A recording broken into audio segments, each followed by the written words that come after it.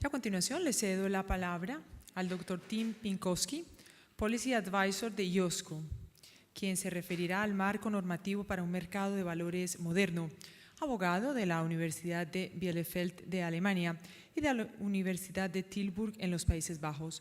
Se unió a la Organización Internacional de Comisiones de Valores en febrero del 2012 y actualmente es el coordinador para el Financial Stability Board y el G20. Bienvenido, welcome.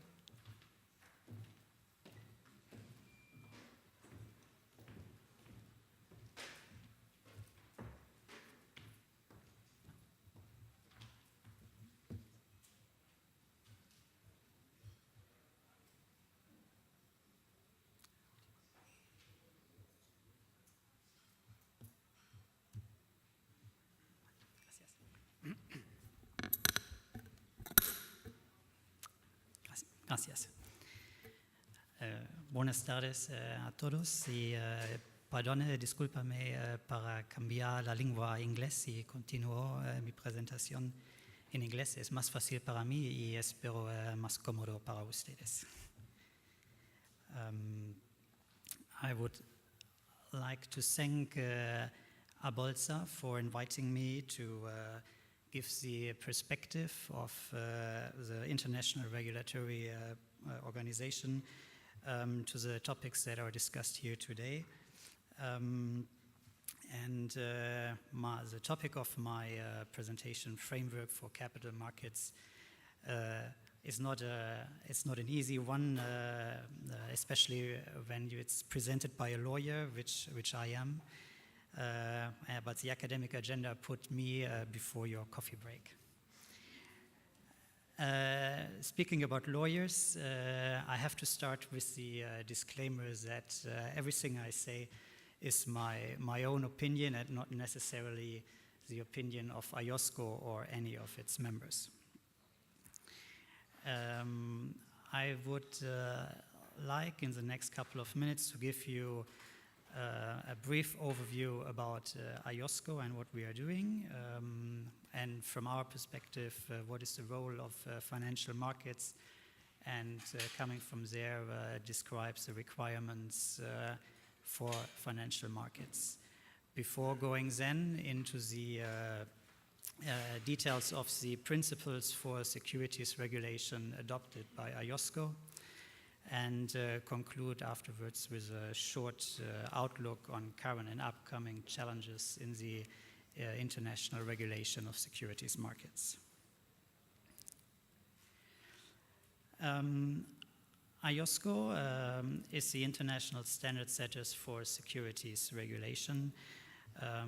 We were founded in the early 1980s, building on a pre-existing inter-American organization. Our General Secretariat is in Madrid, in Spain, where we moved around 12 years ago from Montreal. Our current Secretary General is David Wright, who worked a long time in the European Commission, and the chair of our board, Greg Medcraft, is the chair of the Australian Securities and Investment Commission. IOSCO has three main objectives, and you have seen them before in the presentation of the superintendent, the first one this morning, which is not a coincidence because the objectives of IOSCO derive from our members. We are not ourselves a supervisor or regulator, but we are an organization to facilitate coordination and standard setting of our members. The objectives are to protect investors, maintain fair and efficient and transparent markets, and reduce systemic risks. Our members are around, not quite, a little bit less than 200 members from more than 115 jurisdictions, and together they regulate more than 95% of the world capital markets. What's missing here on this slide is our board, which is the main decision-making body we have, who adopts the standards. And the organization also has a Growth and Emerging Markets Committee, which discusses issues that are of particular importance for growth and emerging markets. One example is a report that was issued last year about long-term financing of infrastructure projects. We have also some 4 regional committees for the Africa, Middle East, Asia Pacific, Inter-American and European region. And I would like to highlight one of our projects, which is the IOSCO Multilateral Memorandum of Understanding, which is a mechanism for members that are signatories to the MMOU to exchange information in enforcement cases.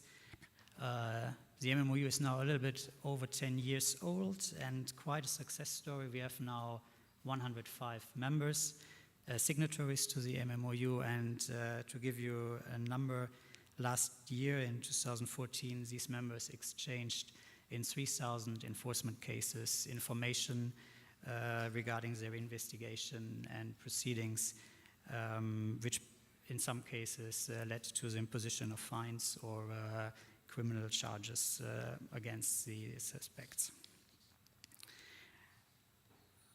Our standard setting work is happening in 8 standard policy committees for different aspects of the markets.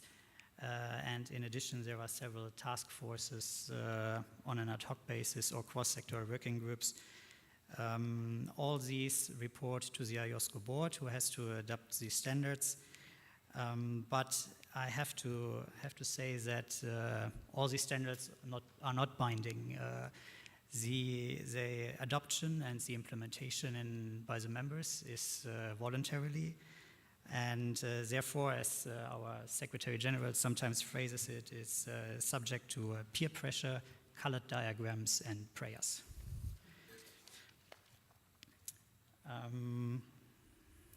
The role of financial markets from a regulatory perspective. Financial markets are not a public good.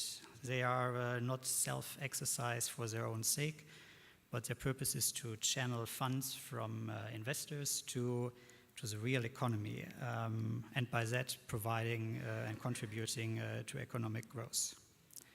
And this role has been growing over the last years, and we will see it growing over the years to come, which is a consequence of the raising bank capital requirements we have seen since the outbreak of the financial crisis. And due to this development, banks are deleveraging their balance sheets, are more cautious about their lending practices. So this gap in providing finance to the real economy has to be filled by the markets, and financial markets have to step up.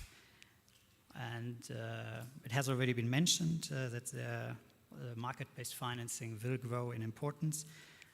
You can see that also when you have a look on the international standard setting agenda of the Financial Stability Board or IOSCO. After the crisis, after Lehman fall, the focus of the reform work was to fix the fault lines that caused the crisis. So it was about ending too big to fail and fixing the OTC derivative markets. This work will continue, but as the governor of the Financial Stability Board, as the chair of the Financial Stability Board, Governor Carney, mentioned in his letter to the heads, to the finance ministers and central bank governors of the Group of 20 in April, there are new vulnerabilities to assess, which are stemming from market-based financing and misconduct risk. So with the role of financial markets getting more important in financing economic growth, what is the requirements, what is needed for functioning financial markets? And here, trust and confidence of investors are of the essence. They will not give money if they are not confident and have no trust in the financial system as a whole or in the market participants that are interacting in the system. In addition, retail investors often have a very poor understanding of financial matters, so protecting them is crucial, and it's also important to educate investors about financial issues. The guiding principles for securities regulation therefore has to be to enhance trust and confidence of investors. And in this context, it's important that the rules for the financial securities, for the financial market regulations themselves are transparent and made in a transparent way. They need to include rules on good governance so that investors can have confidence that the people that are acting in the companies they invest in or the people that decide about their money are acting in their best interest and not in their own. The rules for securities regulation for the financial market need also be reliable, and the outcomes they produce must be predictable. Only then they can provide the basis for informed decision-making by investors. Uncertainty about the rules is not helpful at all here, and they need to be able to assess the risk associated with their investment. On the other hand, also that is the legal aspect, but also on an administrative basis, the rules must be predictable. Nothing is worse when short before you think you are finished with the application procedure, the forms change, or you need to bring in a new confirmation letter you haven't planned. The compliance with the rule must be effectively supervised by the independent regulator, and the supervision must happen in the public interest. There are other preconditions for effective financial markets, which I just will mention here quickly because they are not directly within the remit of the securities regulators. The overall legal and judicial system needs to be reliable and be governed by the rule of law. And on the competition aspect, you need to have strong competition authorities to fight the building of monopolies and allow for a competitive environment.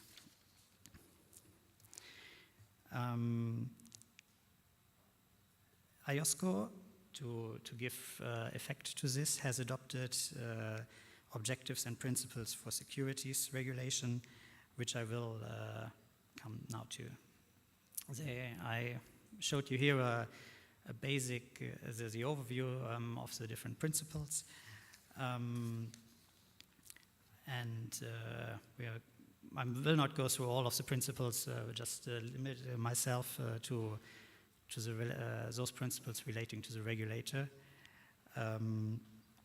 The principles have been adopted in 1998 for the first time by the President's Committee of IOSCO, and a revision took place in 2010 also to address some lessons learned from the crisis. The status of the principles is that they are an accepted key standard for sound financial systems by the Financial Stability Board, and they are used by the IMF and the World Bank for their financial sector assessment programs. Here I just wanted to show you another way what the principles address. The first 15 principles deals with the regulator and its accountability and independence, its general powers and resources, and the specific powers regarding enforcement and cooperation.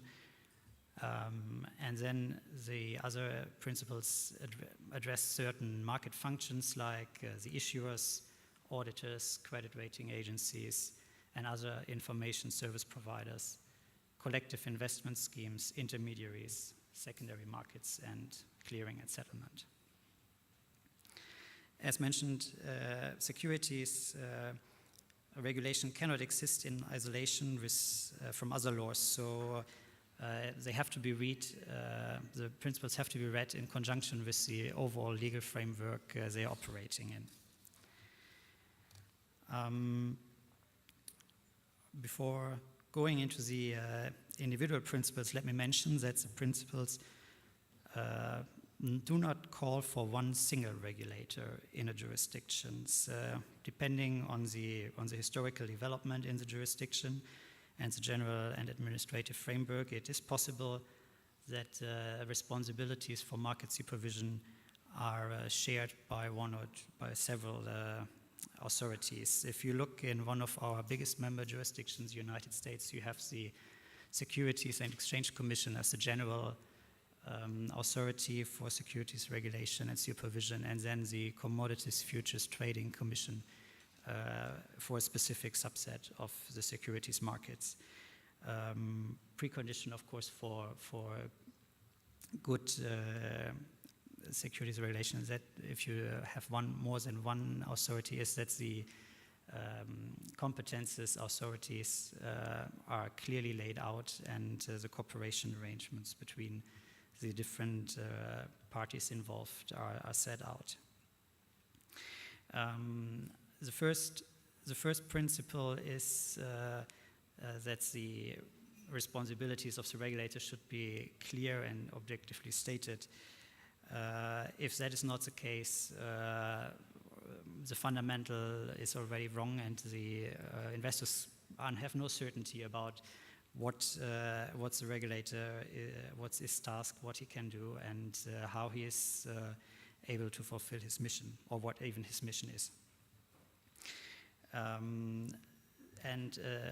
The second most important, I think, principle is that the regulator should be operationally independent and accountable in the exercise of his functions and powers.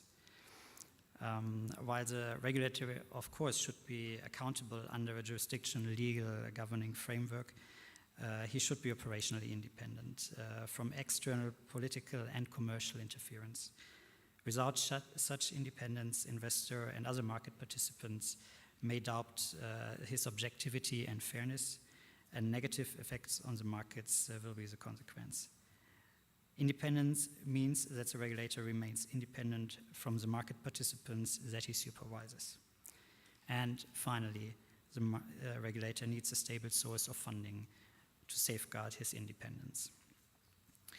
We have to realize, of course, that a regulator is not completely detached from the public administrative framework, and particular matters and policy issues require a consultation with ministries or governments, sometimes not even consultation, but also approval.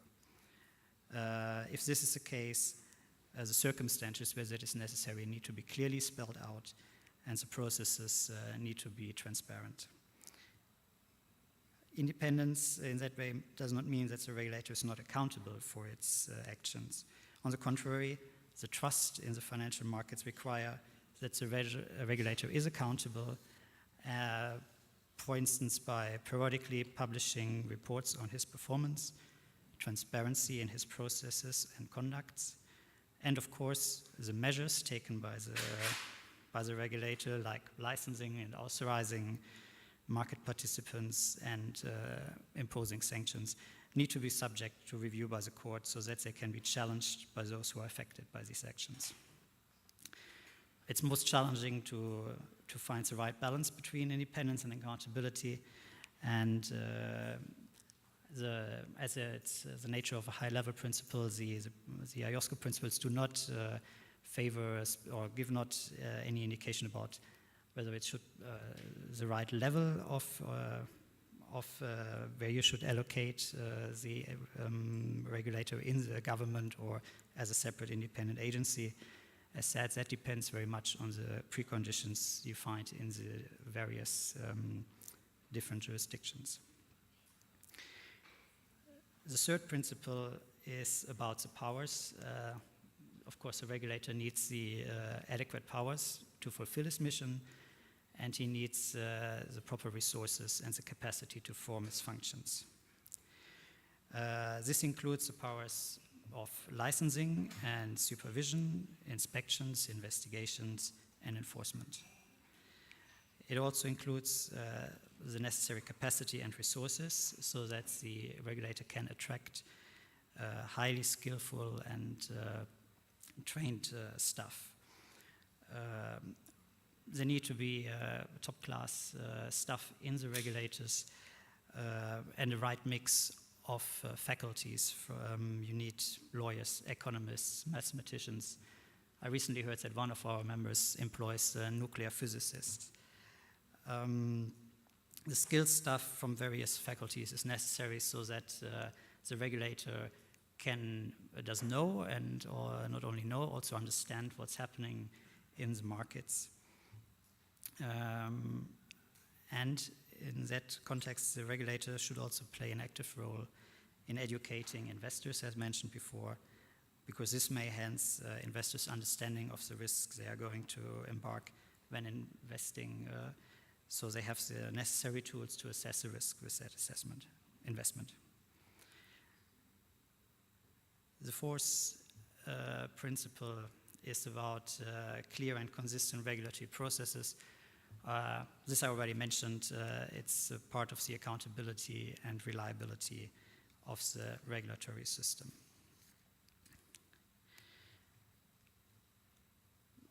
The last one on this slide, the staff of the regulator should observe highest professional standards. This is also part of leading by examples, because you find the same requirement in the authorizing and licensing process for many regulated entities. So the same should apply to the regulator, also to enhance the trust of the market participants in the regulator.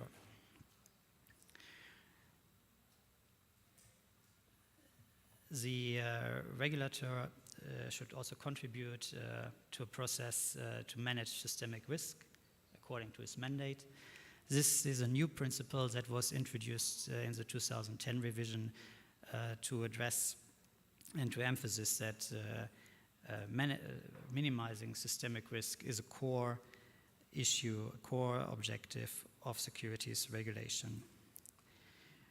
Reducing that, as mentioned, is a core objective, and promoting financial stability is a shared task between the securities regulator and also the other regulators, banking, insurance regulators. And so there need to be cooperation between the different branches of capital markets regulation to see who has the best tools to address systemic risks. The next principle that the regulator should contribute to a process to review the perimeter of regulation regularly is something we heard already earlier today. It basically means from time to time the regulator needs to step back and see whether the regulation that is in place is still appropriate and addresses the right risks in the right way. Markets develop quickly, so the question is a requirement that we introduced a while ago is still needed, or is it better to address that problem in another way, or are there new problems that need to be addressed? And to check this on a regular basis, the regulator needs to have a process to critically ask himself whether he is fulfilling his mission in the best way. The next principle about conflicts of interest is an overarching one, because that's basically at the core, another core of finance securities regulation, because wherever you look, there are conflicts of interests, and the question is the people that you entrusted your money with that are acting on your behalf operating in your interest or in their own. So this needs to be constantly in the mind of the regulator and his procedures.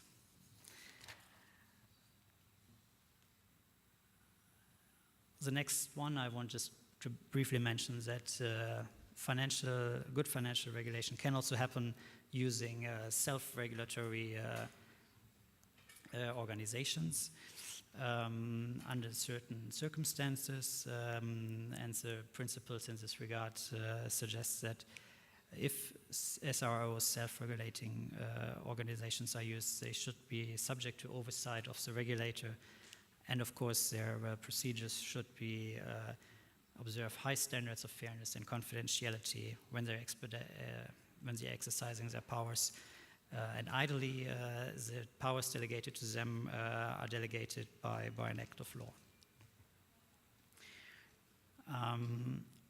Let me now go to the principles for enforcement of securities regulation. These are the principles 10 to 12, and these three deal with the powers in this respect. The first one is about the competences towards regulated entities, while number 11 has a wider meaning and addresses the powers to enforce and investigate all breaches of securities law, whether it's from a regulated entity or not. And the last one basically states it's not enough to have the powers, you also need to use them, and you need to have a methodology to use them. These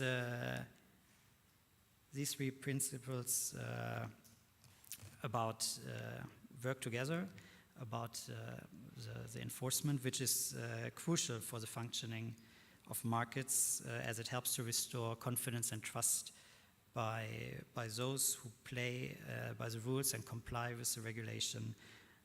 If people are prosecuted and fines are imposed to those who do not. Effective enforcement may also deter people, therefore, from violating securities laws. We have recently published a report on credible deterrence in securities regulation. Of course, we have to ask ourselves critically how effective sanctions have been in the past.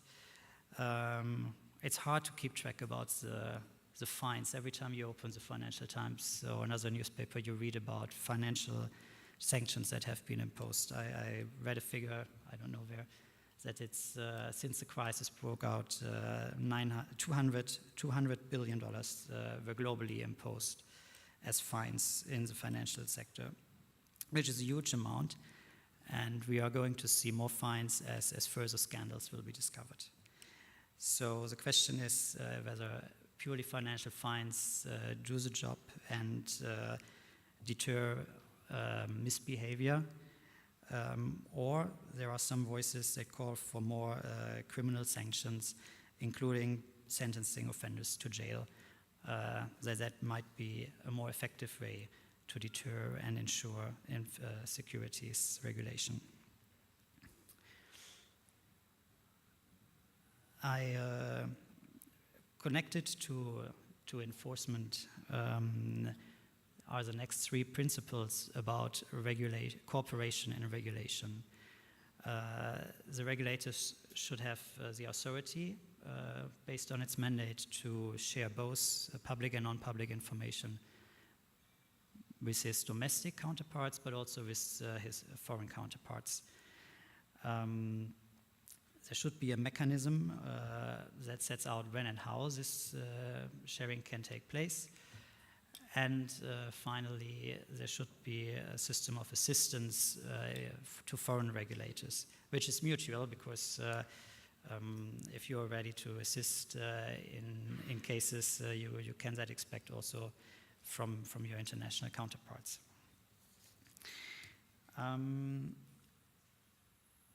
This is so far to the principles for regulators on which I wanted to focus most in my presentation. The other principles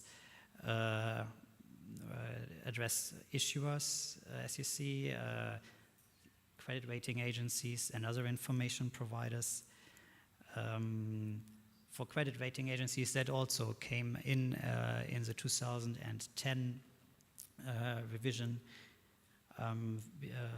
Before that, we had issued a statement from IOSCO about the duties of credit rating agencies. Nowadays, all regulatory systems should ensure that credit rating agencies, if their ratings are used for regulatory purposes, are subject to registration and ongoing supervision. This is in most of the countries the case, and we are based on a code of conduct that was developed by IOSCO. The problem here is that there is a contrary stream, namely the reducing the reliance on credit rating agencies in regulation. So we'll have to see over the next year how that will play out. Because then this principle would go into it would have no effect if you have no official use of ratings anymore, then this principle has no effect. There are a number of principles for investment schemes about licensing, the standards for the professional standards for the asset managers, the pricing, and the redemption and other aspects of collective investment schemes.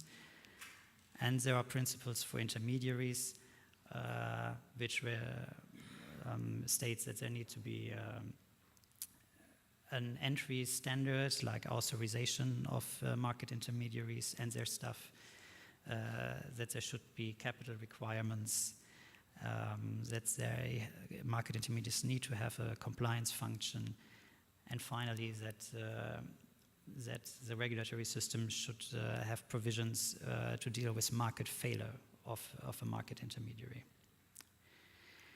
There are principles on secondary markets, and the last one is about the principles relating to clearing and settlement. I would like to conclude with mentioning some current and upcoming challenges for securities regulation. The first one being liquidity in the asset management sector, which is a concern that investigated by IOSCO, but also by the Financial Stability Board. On securitization, we saw a strong decline of securitization after the crisis for good reasons, because there was a lot of misconduct in that area. But under the heading of market-based financing, securitization is seeing a kind of renaissance. And IOSCO, together with the BCBS, developed a paper on criteria for simple, transparent, and comparable securitizations. And further work by that task force is underway. Central counterparties will also be a challenge for the next years, as will be to ensure access of small and medium enterprises to proper financing through the markets. Cross-border issues for an international organization of securities regulators, of course, is an ongoing topic. It is important that international standards are applied evenly throughout the community to avoid regulatory arbitrage and frictions between systems. In the aftermath of the LIBOR and IBOR manipulation, the reform of financial benchmarks will be something that will occupy us for a while to complete the work. And also under the term market-based financing, crowdfunding is another issue that is on the agenda. More internally, IOSCO will deal with a number of capacity building and education initiatives for its members. And I should also mention, finally, although not mentioned on the slide, that technological innovation will also be a big issue in the years to come. It's an illusion to think that this will not happen, and so regulators have to prepare for the changes in business models that will occur due to what is from some called digital disruption. With that, I have, for if you're interested further, reference the objectives and principles here, and also the assessment methodology that is used for the FSAPs and also for the IOSCO own assessments. And with that, I would like to thank you for your time. Thank you very much.